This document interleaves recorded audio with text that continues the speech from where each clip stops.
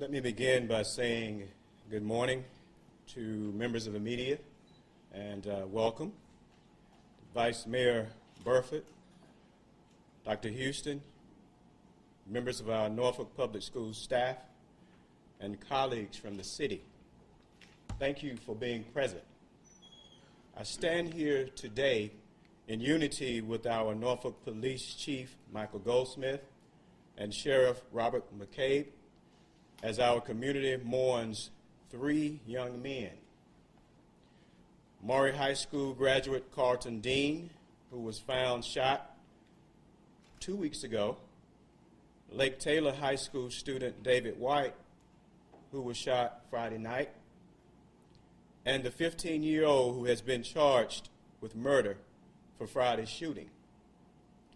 Mr. Dean and Mr. White were both 19 years of age, lost before they had an opportunity to seize their futures. The 15-year-old who is in custody now will have his future altered, no matter the outcome of the case. Our thoughts and sympathies remain with the families of all three young men. These shootings did not happen on school grounds or during school hours. However, we might wonder why I ask you to be here today as your superintendent of schools to address you about these occurrences. This is why. When our children are harmed, when they are prevented from having and becoming successful opportunities, productive contributors to our society, we all suffer. We all are responsible for doing everything in our power to correct the circumstances that lead to tragic results. Today, I want to publicly express my gratitude to Chief Goldsmith and Chief McCabe, to the Mayor, Mayor Frame, to the Vice Mayor, Vice Mayor Burford, the City Manager, Manager Jones, and all of our city colleagues, Commonwealth Attorney Underwood, Deputy Brent Johnson, of course standing with us, Deputy Superintendent Dr. Simmons. I thank these individuals because they have consistently stepped forward to partner with Norfolk Public Schools to promote the safety, security, and general well-being of our children and schools.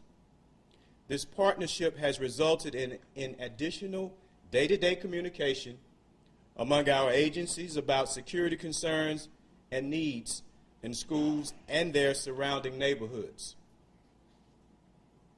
Most recently, police officers and sheriff's deputies have stepped forward to assist with security at our athletic events, standing alongside our Norfolk Public School security staff.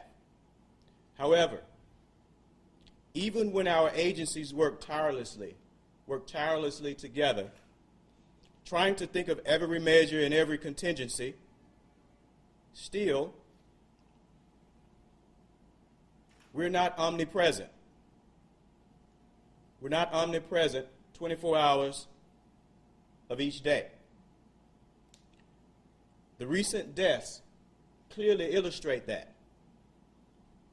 We, as citizens of Norfolk, must all join together in a united front to help keep our streets and neighborhoods safe.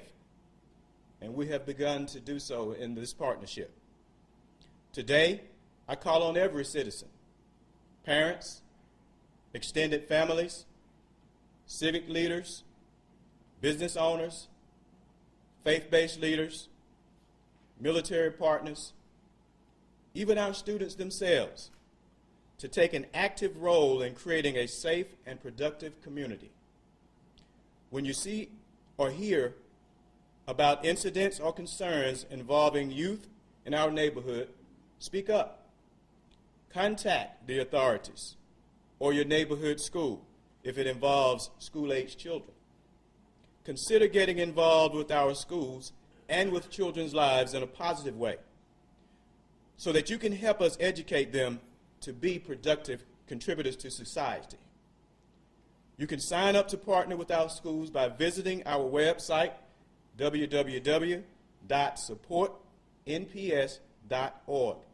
I repeat, you can sign up to partner with our school system by visiting our website, www.supportnps.org.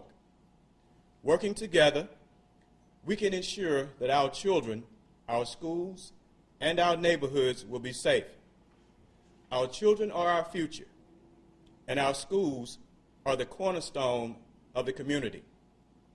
I would like to announce at this time that later we will have before us a monthly article of enforcement.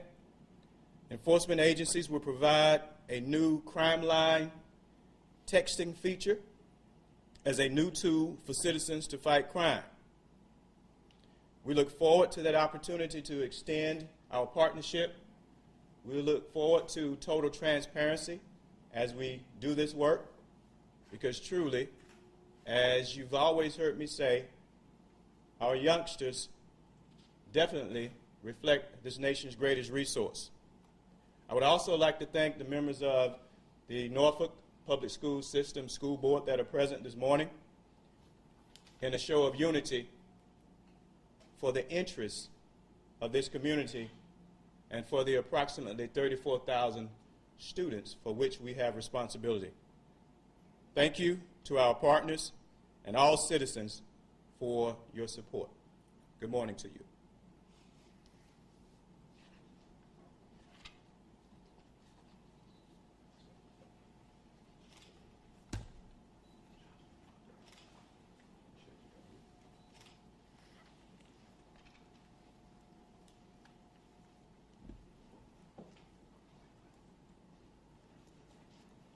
Are y'all going to take questions?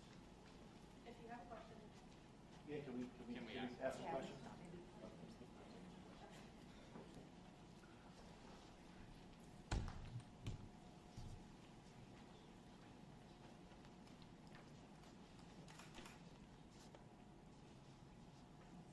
Yeah, I'll start. I'm Patrick Wilson from the newspaper. What was unsafe about having football games on Friday nights that would make them need to be moved to Saturday? That could be addressed by Dr. King or the police chief. Oh, I'll take that. Okay. That was a request and a call that I made as superintendent, and the close proximity to the occurrence was one item of importance for us. Another item of importance was the timing. I will say, from a positive sense, we had extensive security during the game, and that was a proactive measure. Individuals were screened as they entered, and of course that was another proactive, positive measure. However, after having the opportunity to attend the game and observe myself as a superintendent, and also seeing many members of the superintendent's cabinet present to observe, we were pleased with the security that was there, and really surprised and very concerned, I guess approximately an hour or two after the game, receiving the notification of that tragic occurrence. There are unanswered questions surrounding that incident, which of course we are not at liberty to go into at this point, but due to those variables and extreme concern for the safety of students, staff, adults, all of the above, we made the decision to make that shift to Saturday so that we can play during the day and provide the same security, but allow our community to come and enjoy the game and hopefully not be concerned about future occurrences like that. We'll also add that we know that this is one answer to safety now. However, it is not the long-term answer.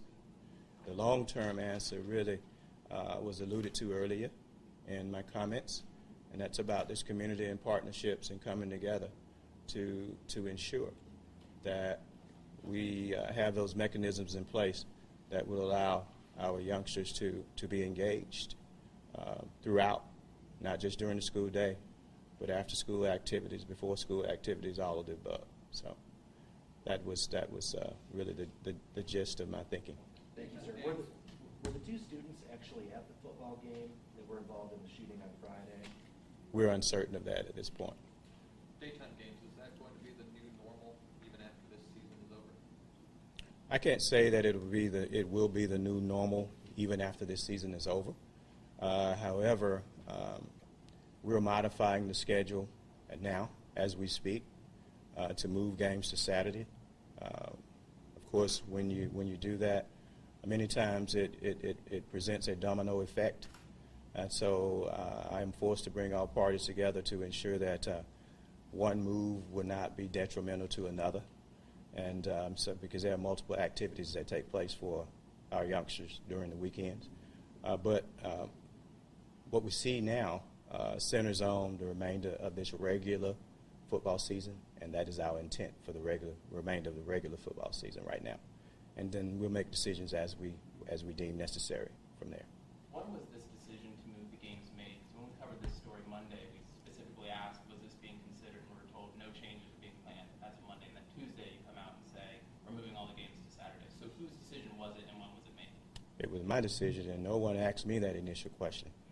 I asked your spokesperson on Monday. Okay, well, it could be that she did not know. And so, because I consult with many individuals, and many times, at that point, it might not have gotten to her.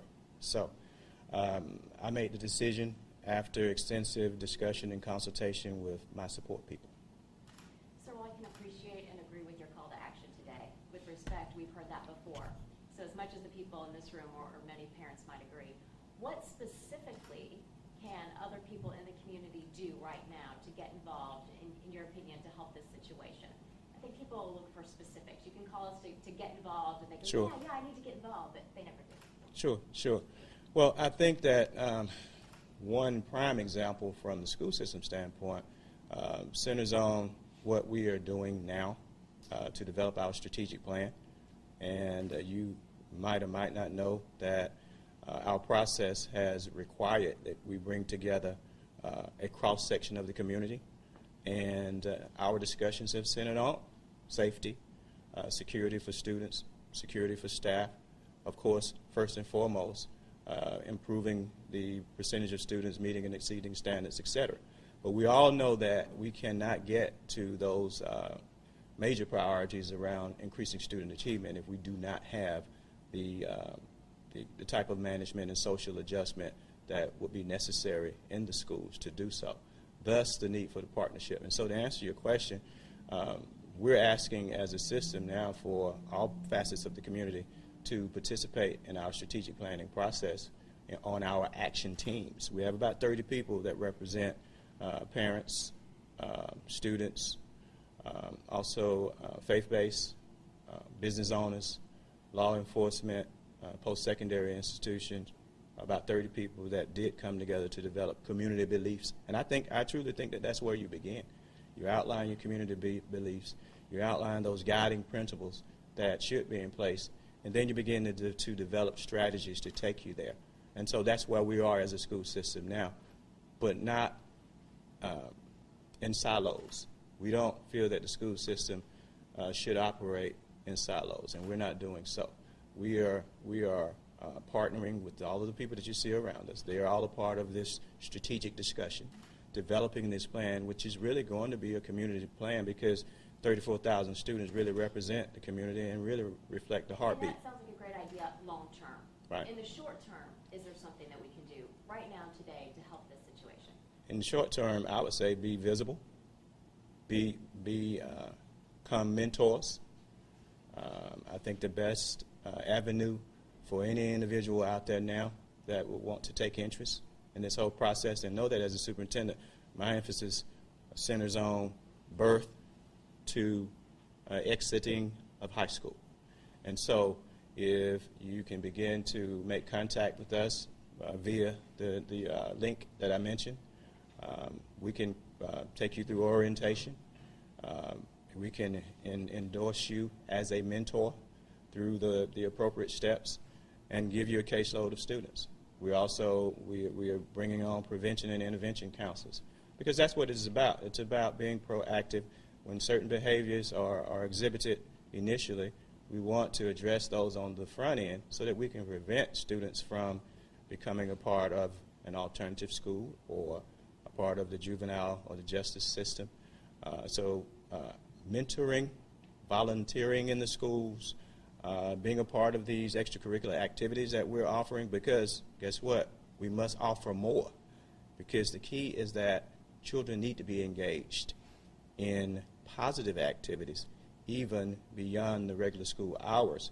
And in order to do that, again, for fear of sounding redundant, you have to have those partnerships, because we have to budget creatively to be able to do those kinds of things. So. If you don't mind me again, and you or Chief, either one, in speaking in a recent past to a former chaplain with the police department, he had mentioned the idea of holding parents more accountable when students go down the wrong path. You know, if a student even starts with something like graffiti, say, or something, have the parent out there with them washing, and you know that happens to the parent 2 or 3 times. Maybe the parent will take interest. Is that something that either of you would support or think might help in situations like this in our community where our kids are getting into trouble? My role and stance with that is that the involvement of the parent and or the guardian, that involvement is extremely important.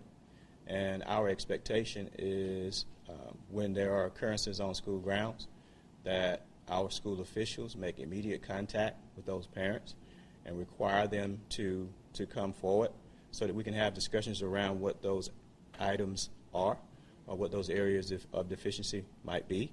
So definitely an expectation that we hold parents accountable in that way. Of course, we know we must create what we call a warm, people-centered environment where parents would not be hesitant to come to school, to engage with our staff around good parenting skills and the things that will make a difference. Another component of that is that we do have parent liaisons, and because some parents are hesitant to enter the public school setting, because in many cases their experience in public school might not have been so positive. So in order to bridge that gap, we have to utilize our parent liaisons to go away from the school into the community to begin to do that work as well. So as far as for holding parents accountable, we do feel parents ought to be accountable for actions that children take. However, the school system as well, we hold ourselves accountable for those actions, and we hold ourselves accountable for partnering with parents to help them develop those skills that are necessary to build stronger academic families, as you'll see in our priorities. Dr. King, I believe you said that there was extra security at the game Friday night at the Booker T. Washington game. What was the reason for the extra security? The real reason for additional security was that when we did our overall analysis of how we had done games initially, because we have facets of our department that are in various places when these things occur. When I say when these things occur, I mean our activities like football games, all of those things. And after we did our quick analysis and quick review, we felt that we could benefit from an extended partnership with the extended numbers of officers present. You know, we have our own security force. We also have a partnership whereby school resource officers are on our grounds. However, when you take a look at football games and the number of people that attend and that kind of thing, we attract all sorts of people in terms of interest around football, but from the neighborhood, from the surrounding area. They're not always students, you know, and we welcome that attendance. However, when you have that kind of, when you begin to build that kind of spirit behind what you're doing, then you need to increase visibility from a security standpoint. And not only was it from a security standpoint as far as law enforcement, but also our staff. Members of the individual schools were there, because these are the people that know the students and they can engage with the students. So that was just something that we thought was a best practice and that should happen, even with the partnership with the people around us now. These are partnerships that were in place prior to this occurrence. This is not the first time we've spoken. These individuals have been in my office meeting to talk about the strategic plan, the needs of partnering, what we need to do to begin to close gaps as far as it relates to student achievement, which also is an indicator for the affective side, and so we know that. So that's why we did that. Was the event? How does it affect manpower as far as the police is concerned when police the games? And secondly, we have other sports coming down the pipe, basketball and things like that. Have you looked down the road to see if basketball games you play during the day or night, or what you chose for the sport? I can't answer in a definitive term in reference to basketball at this point. I can say that in my communication with law enforcement entities, they've been able to get with their staff, take a look at officers that were available, and many times my understanding is that the officers are officers that would have been off duty, but they were free to come aboard to assist the schools and support the schools. So I think where you're going probably centers on whether it limits availability for other law enforcement to be in additional areas. I don't think so, because the way that we've done this really in a proactive way to see these things come to fruition, and I don't see where we were taken away from officers that should have been in other jurisdictions. And anticipating phone calls later on from viewers, they're going to say, well, who's paying for this?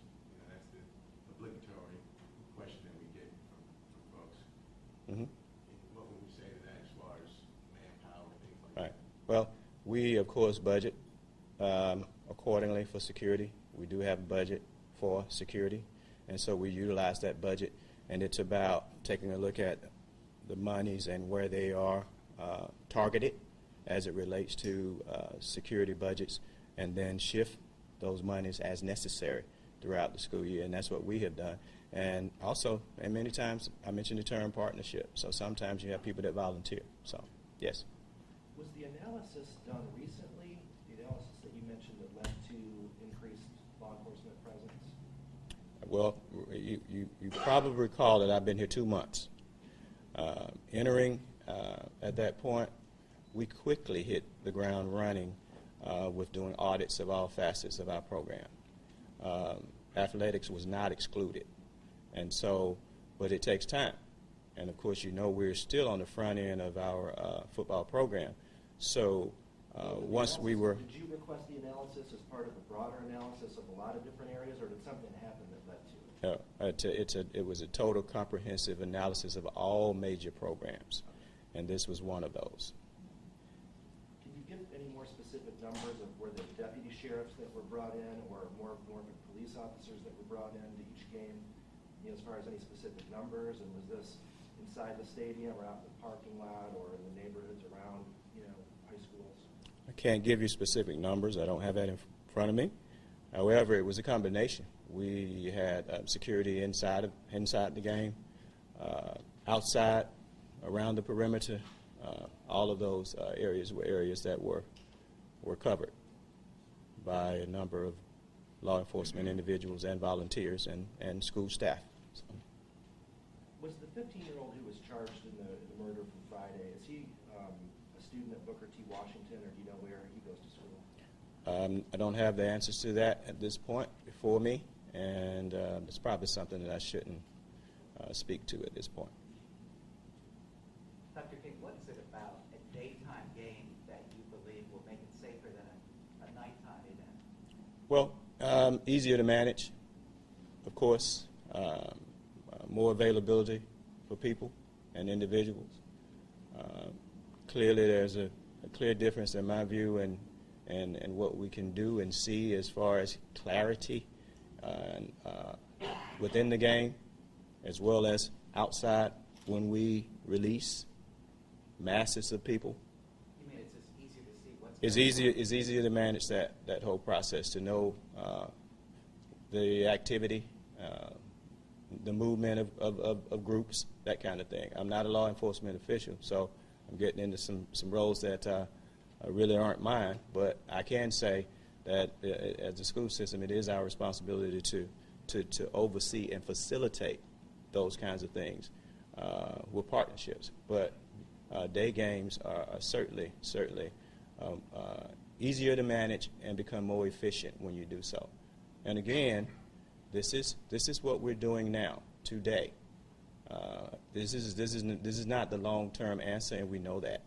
The long-term answer is to address the kinds of variables that come into play that result in such tragedy. And so those are the things that we're going to be paying deeper attention to.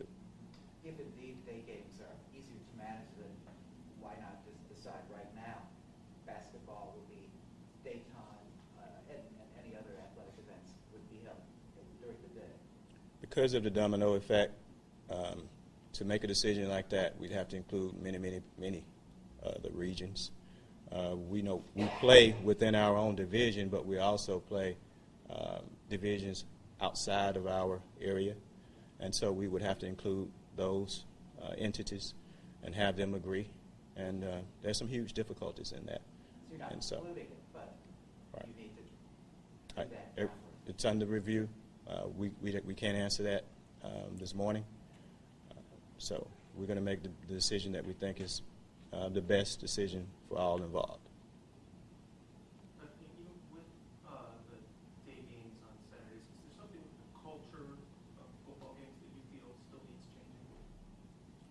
Culture of the day games. The culture of football games, like, are you feel fine about, hey, Saturday games are, not that it's going to solve the problems. No.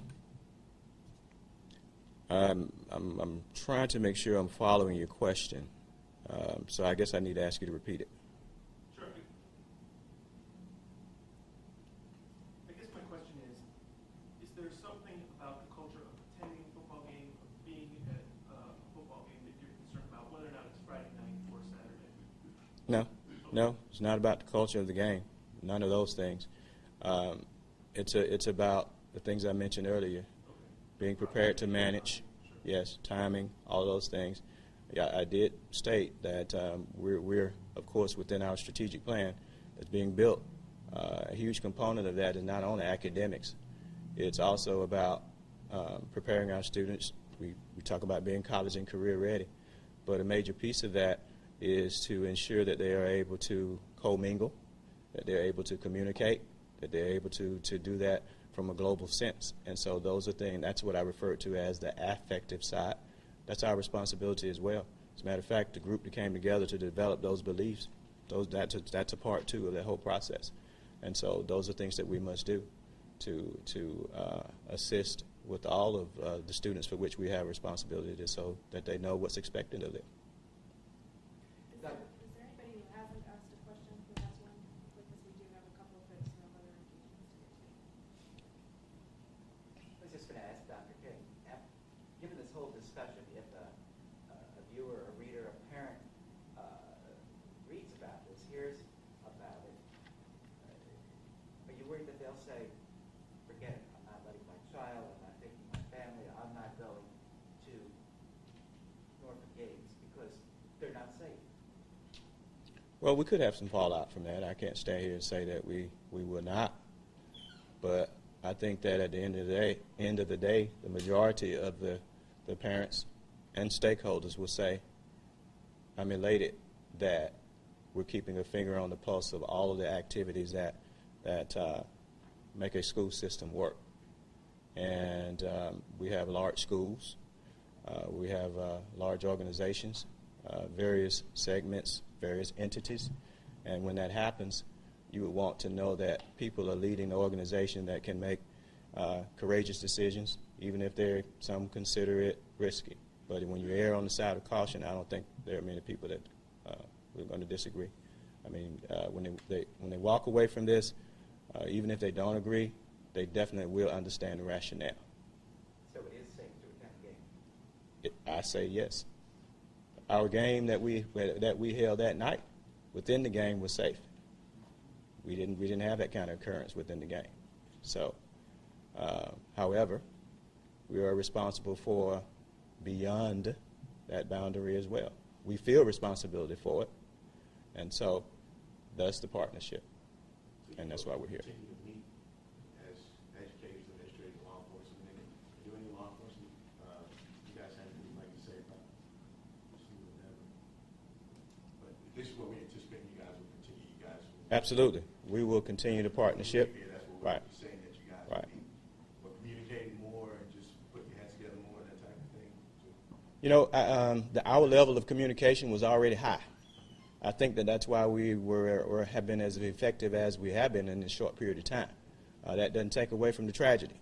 You know, I mentioned about the numbers that we had present, representative of all facets. You know, the city has been a great partner thus far and will continue to be. And so as we continue to do this work, things are going to be ramped up in terms of how we do the work. So I would say we will continue the dialogue and the partnership. We don't have to increase it because it was already at a high level. But so we'll look at frequency and that kind of thing. Before you folks leave, do you folks have anything to say about law enforcement? The only thing I would say is that we stand in support of Dr. King, and like he said, we've already been meeting. Can you get closer to the mic? I'm sorry. Can you get closer to the mic? We're on the phone. I'm sorry, yeah, this is, so explore. Just what I said was, you know, as Dr. King said, we've already been meeting. This has been taking place well before anything happened. We've been committed to partnering with him, and we will continue to partner with him. We stand in support of what he wants to do with public schools. So those discussions will continue. So I don't think there's anything that can be added other than what he's already said. Were you consulted before the decision was made to move the games to Saturday afternoons? Yes. And so you recommended that change? Well, I don't know if we recommended, but we were in support of the change. It worked for us too, so we supported him in that decision. And because from a law enforcement perspective, it is easier to see and control, is that your assessment as well? Well, you know, anything in the daylight helps us out because we can see. I mean, it's easier to see in the day than it is at night, so it gives us an extra edge to be able to see any activity that we might be concerned about. So thank you all for coming. Thank you. We really appreciate you today. Gentlemen?